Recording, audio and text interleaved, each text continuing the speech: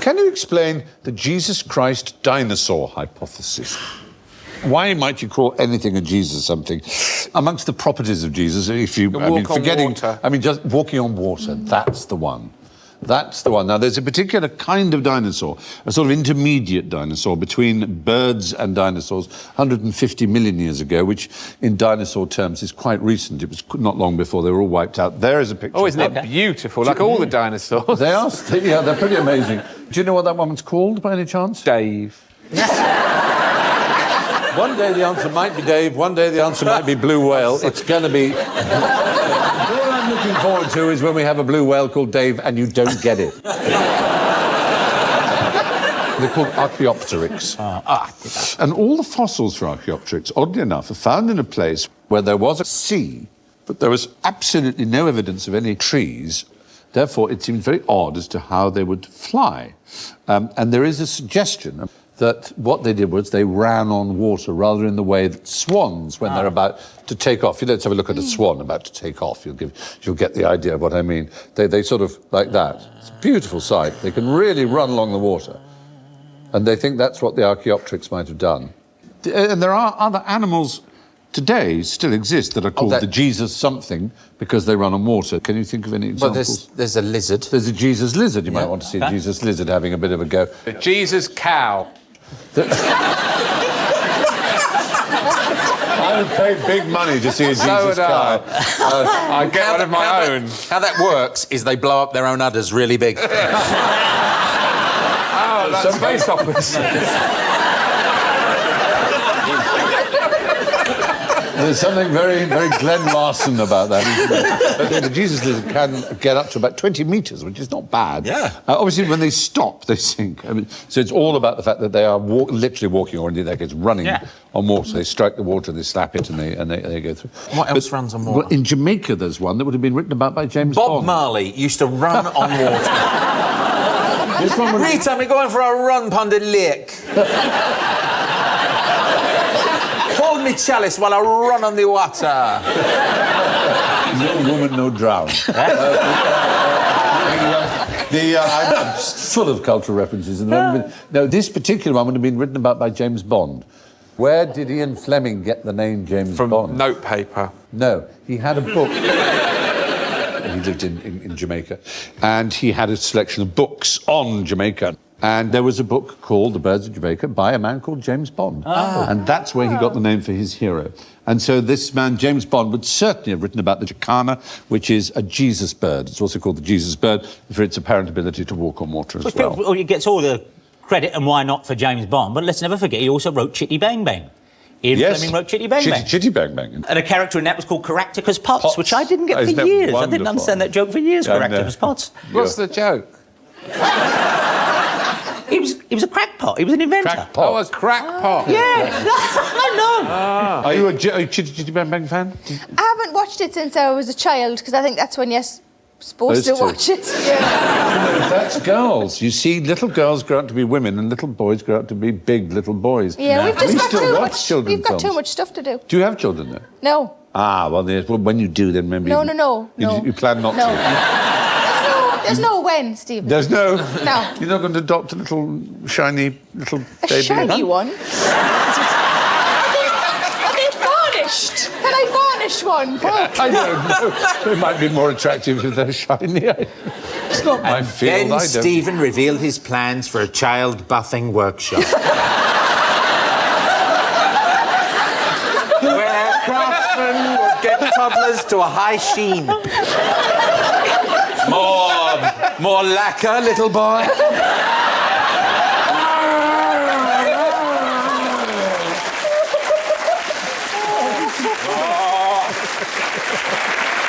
You're the shiniest one. We shall put you in the Harrods window. I'm still alive in here. Why, I can Help see... me! I can see my face in your face. You might have changed my mind. I thought they were very matte. I had no idea. Nice shiny Thank little you for baby. that. I didn't end up with. Although it's slightly put off by the idea of the child buffing.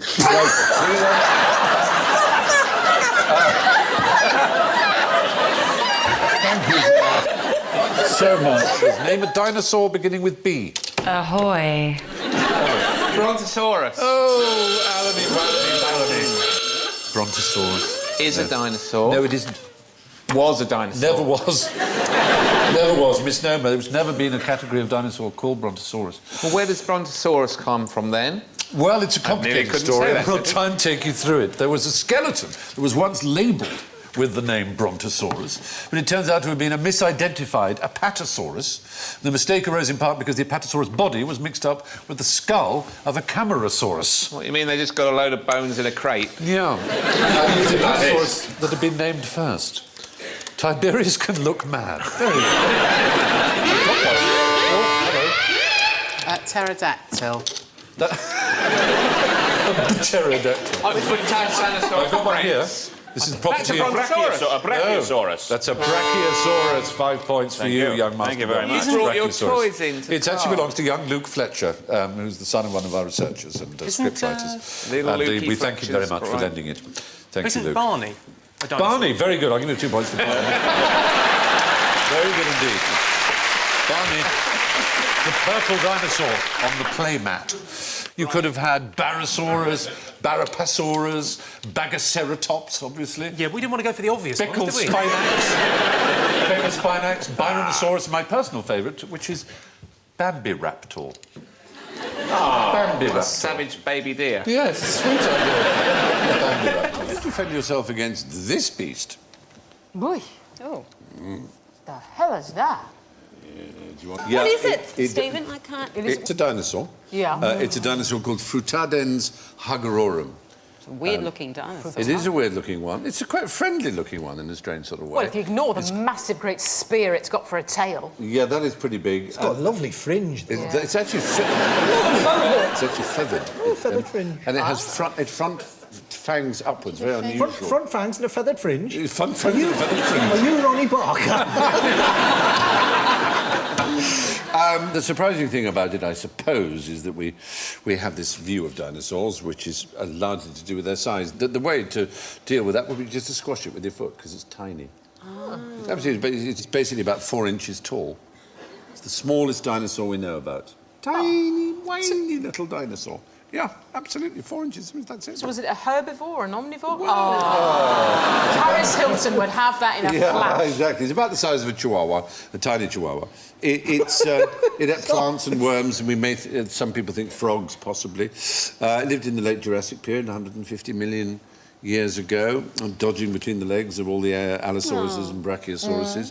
It's called Frutadens because the first fossilised remains of one were found in Frutar, which you may remember is a town in Colorado, which gave the world Mike the Headless Chicken, who was a hero of a QI episode some years Mike the ago. Headless Chicken. Yeah, it's a bit of a coincidence. He lived for years. So it's probably a scavenger. It was the dinosaur equivalent of a rat, probably.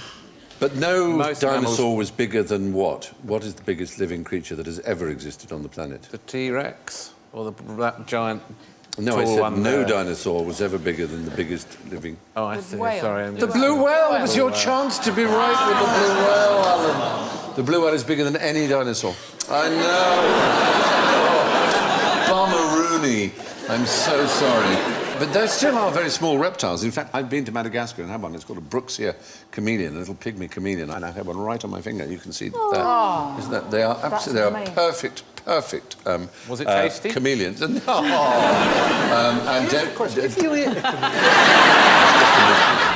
Paleontology. We're going to place a tray of finds. There they are, you've got them. And I would like you to identify the fossil. So now you can use any part of your body except your hands. Thank you. So, how might you identify any of them? They told me I wouldn't need my glasses. OK, do you want to borrow mine? Here. Yes. There you go, sweetie. Well, these are all pebbles from a standard British B-road. I got... OK. So Phil is heading in the right direction. Can I put it in my mouth? No, you can't. Wait, now, Terry. Can I put it in my mouth?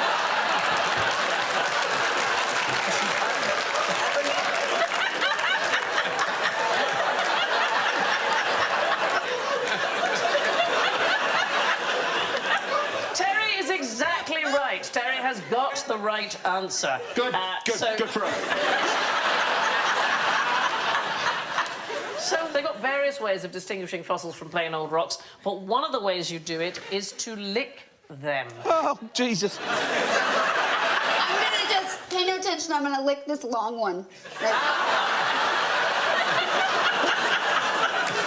That's actually a British sweet. That's yeah. You don't. Yeah. Okay. I really want to touch it. No. That's the ringtone I want. It's hot in here. It's hot.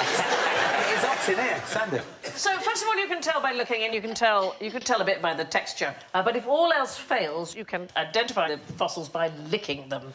Which one do you think is the dinosaur bone? Right. This little So if you look up, see, it's A. B. It's A.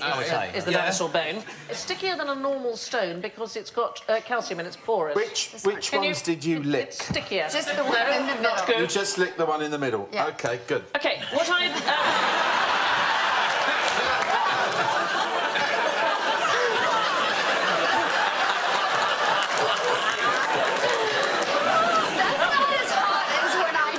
No, it's not as hot. It's no way as hot as when you did it, Terry. I'm honest. Right, what am I... B. Try B. Try B. Yeah, just have a lick of it. No, don't put it all in your mouth, then. Just lick it. Just lick it. Hasn't anyone ever told you that?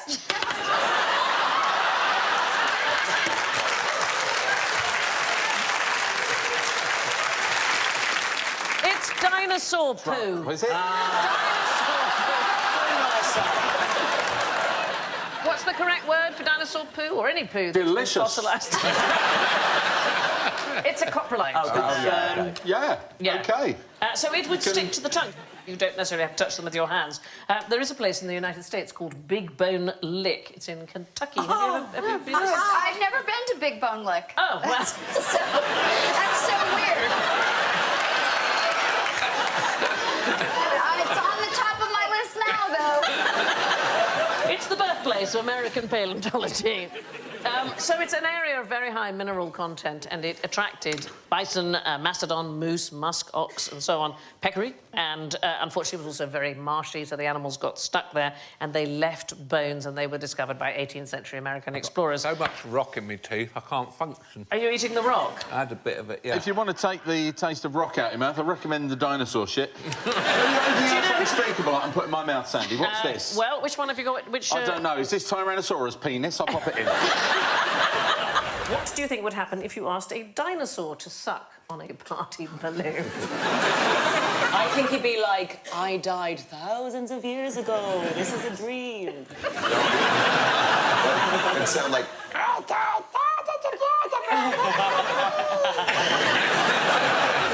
Actually, Corey, you would be right, because you obviously can't try it out on dinosaurs. So, 2015, the same experiment was tried on a Chinese alligator, which was as close as they could get by Austrian scientists. And it turns out, pumping helium into the tank of a Chinese alligator affects her voice as it does ours. So let's have a listen to the before and then straight away the after with the helium. So it's lower. They make it lower. Well, the thing is, it just changes the timbre. What helium doesn't do is people think it makes your voice higher, and it doesn't. Every voice, as you will know, is a mix of frequencies. So all it does is it causes some of those frequencies in humans, the higher ones, to be amplified, so we can just hear them more. But it doesn't actually make the voice any higher. Apparently, because it's true of alligators, it must be true of dinosaurs because of the alligator being a That would be a really bad, like, next Jurassic Park, like the third one. Yeah.